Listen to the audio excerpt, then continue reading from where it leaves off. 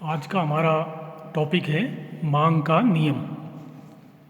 सबसे पहले हम मांग के नियम का अर्थ बताना चाहें तो हमें पहले मांग फलन के बारे में जानकारी होनी चाहिए कि जैसे आप देख रहे हैं demand for X is equal to function price of X, price of Y, income and etcetera etcetera.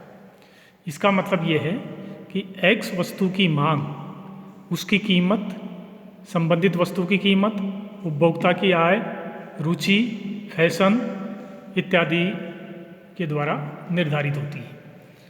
मांग के नियम में या मांग के नियम की परिभाषा देते हुए हम मांग फलन में वस्तु की कीमत के अलावा शेष ऐसे तत्व जो मांग की को प्रभावित करते हैं उनको स्थिर मान लेते हैं।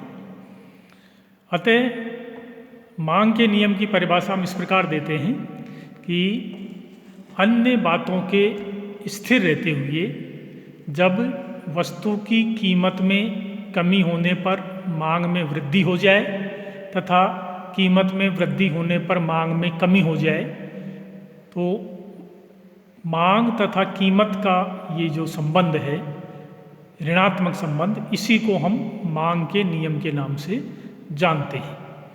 यहाँ ये ध्यान रखना है कि मांग के नियम में हम कीमत को परिवर्तनशील चर मानते हैं तथा मांग को स्थिर चर मानते हैं, तभी जाकर ये ऋणात्मक संबंध दृष्टिगोचर होता है। अब मांग के नियम के अंतर्गत यदि हमें मांग वक्र बनाना है तो पहले हमें मांग तालिका बनानी होगी। जैसा आप देख रहे हैं इधर हमने कीमत लिया है, इधर x वस्तु की मांग मात्रा ली। तालिका में आप देख रहे हैं जब वस्तु की कीमत 10 रुपये है तो मांग 10 इकाई है, कीमत घटकर 8 रुपये रह जाती है तो मांग बढ़कर 12 इकाई हो जाती है। फिर कीमत 6 इकाई होती है तो मांग 15 इकाई हो जाती है। कीमत घटकर 4 इकाई आ जाती है तो मांग फिर बढ़कर 20 इकाई हो जाती है। इसका मतलब कि कीमत में ज्यों ज्यों कमी होती है मांग बढ़ती जाती है, कीमत में ज्यों ज्यों वृद्धि होती है मांग कम होती जाती है। अगर हम इस तालिका के डेटा को रेखा चित्र पर लेंगे तो जो वक्र बनेगा उसी को हम मांग वक्र के नाम से जानते हैं। जैसा कि आप इस रेखा चित्र में देखिए,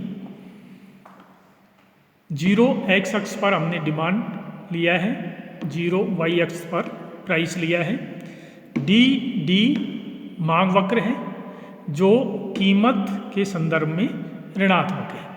यानी यदि 0p1 कीमत है तो मांग होगी 0x। यदि कीमत कम होकर P1 से P रह जाती है तो मांग 0x से बढ़कर 0x1 हो जाएगी। इस प्रकार मांग वक्र का ढाल ऋणात्मक होता है। निष्कर्ष रूप में हम कहेंगे कि ये कीमत फलन आप देख रहे हैं, वस्तु की मांग उसकी कीमत का ऋणात्मक फलन होती है। यानी कीमत में यदि वृद्धि होती है तो मांग कम हो जाती है, कीमत में कमी होती है तो मांग बढ़ जाती है। इसी को हम मांग के नियम के नाम से जानते हैं।